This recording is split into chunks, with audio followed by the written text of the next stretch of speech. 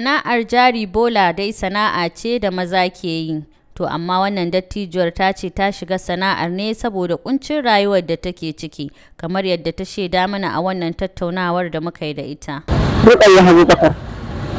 To Malama Rukayya, daga wani gari kike? Sha Allah, daga Gezawa. To Malama Rukayya, wannan sana'a bisa ga al'ada ta Bahaushe an san sana'a ce ta maza, samari kuma matasa.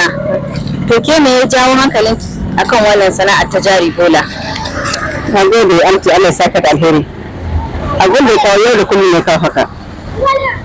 Ina ce? To wata ayar tana gurin Ubangiji.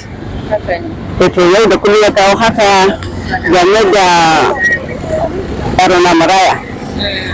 Ni kuma in shiga ina maula a cikin mutanen ya kasance ni ina jin kunya.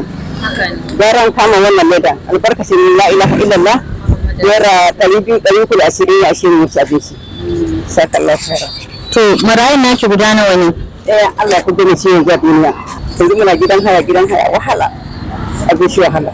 Shi ne dalilin wannan wahala. To yaron naki yayi makaranta ne ko kuwa?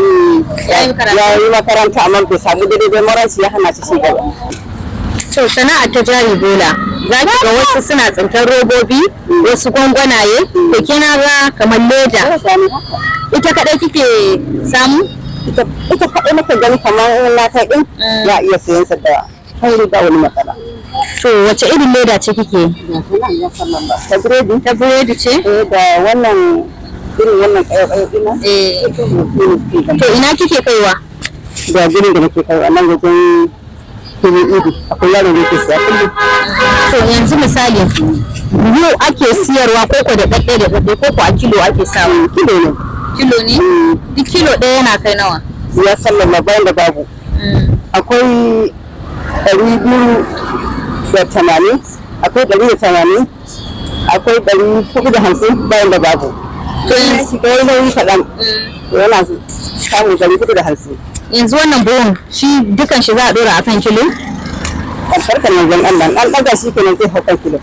To yanzu wanda kike samu a yini daya yana isa ki ci abinci ko kuwa? Wannan sai dai hakuri ga Allah.